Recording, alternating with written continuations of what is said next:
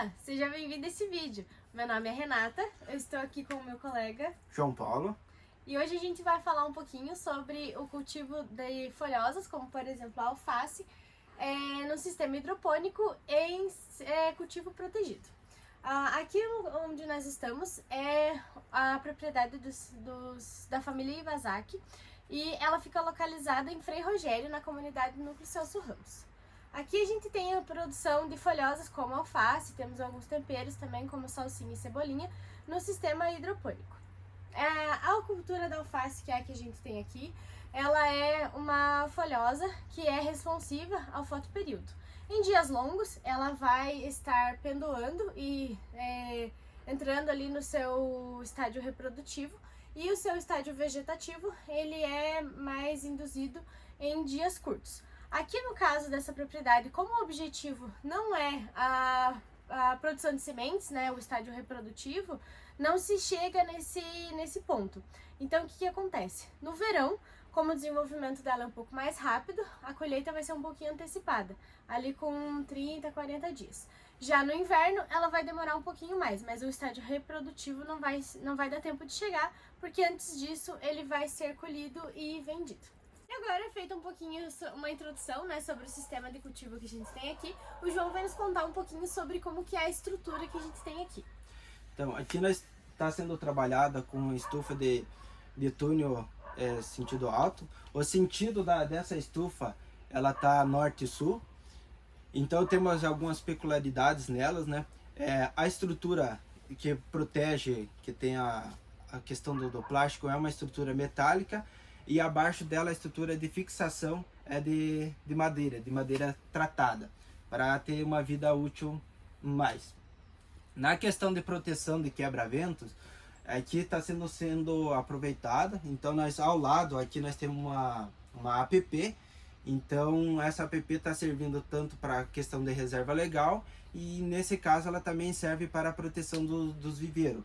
Ela está a uma distância, nesse caso, de uns 20 metros. Então ela protege bem contra ventos e, querendo ou não, ventos fortes numa estrutura dessa pode ocasionar acidentes e prejuízos.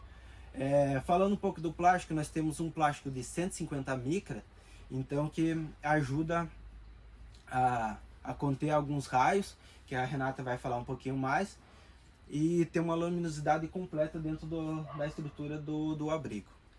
Bom, falando um pouquinho agora sobre o plástico, ele cumpre funções muito importantes. Uma delas é com relação à radiação. Lá fora, no ambiente externo, a gente tem uma radiação que é a radiação direta, e aqui dentro, quando a radiação direta bate no plástico, ela atravessa sem que ocorra ali uma diminuição no seu comprimento de onda e sem que ocorra uma diminuição também na quantidade de radiação que passa. Ou seja, a radiação que tem aqui dentro, que entra aqui, é a mesma que nós temos lá fora. No entanto, a gente tem uma diferença. A gente pode observar que esse aqui é um plástico que até está estampado nele a palavra difusa. O que acontece? Quando a radiação atravessa ele, ela se torna uma radiação difusa. O que isso significa? Significa que ela vai ter a capacidade de atingir outras partes da planta, como por exemplo entre as folhas, que uma radiação direta não conseguiria atingir. Então isso se torna extremamente vantajoso, porque se tem um aproveitamento melhor dessa radiação pela planta em várias partes da planta, que no ambiente externo, pela radiação ser direta, ela não conseguiria aproveitar, fazendo com que a planta tenha um desenvolvimento muito melhor, né? Que ela se desenvolva mais e em um menor período de tempo. Além da vantagem que a Renata mencionou da luz difusa, nós temos outras vantagens. Por exemplo, controles de pragas, controle de doenças, proteção contra chuvas, contra granizo, as condições climáticas que hoje em dia é mais fácil e mais recorrente a acontecer. Só que em contrapartida nós também temos a desvantagem, ou não podemos dizer desvantagem, mas sim um valor agregado nas estruturas. Então, para o produtor ter uma estrutura igual a essa, ele tem que fazer um investimento alto, né? E além desse investimento alto, ele tem que se atentar a também alguns manejos para ter a eficiência do abrigo. Então, questão de limpeza, manutenção e até mesmo a troca do plástico, né? Que dependendo das situações, varia conforme o tempo, é preciso trocar ela.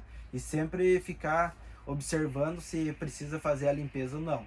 Então, isso não tem um período certo, é conforme você visualizar que a luz não está incidindo bem dentro do abrigo, você fazer a limpeza. Aí tudo depende da situação, região e do momento para fazer essa limpeza. Bom, quando o produtor tiver interesse em começar a produzir em cultivo protegido e iniciar um investimento numa estrutura como essa, é bem importante que ele tenha, vá atrás de informações sobre a cultura que ele tem interesse em produzir, porque conforme a cultura, ela vai ter uma necessidade de luminosidade diferente. E com relação ao cultivo protegido, a gente tem muitas variedades de cobertura. Nós temos sombrites com várias cores. Cada cor ela vai estar tendo uma função nessa luminosidade, na radiação que vai estar passando e entrando em contato com a cultura. E com relação aos plásticos também, porque conforme a espessura dele, as micras, ele também vai ter uma forma de radiação diferente, vai estar passando uma quantidade de luminosidade. Por exemplo, nós temos também, por exemplo, estufas de vidro, em que a radiação passa quase 100%, e as estufas de plástico ela já vai passar um pouquinho menos. Esse foi o nosso vídeo sobre cultivo protegido, falando um pouquinho sobre como que é esse método de cultivo. A gente agradece pela sua atenção e agradecemos também à família Iwasaki por nos receber aqui e deixar a gente contar um pouquinho sobre como que é esse sistema de produção.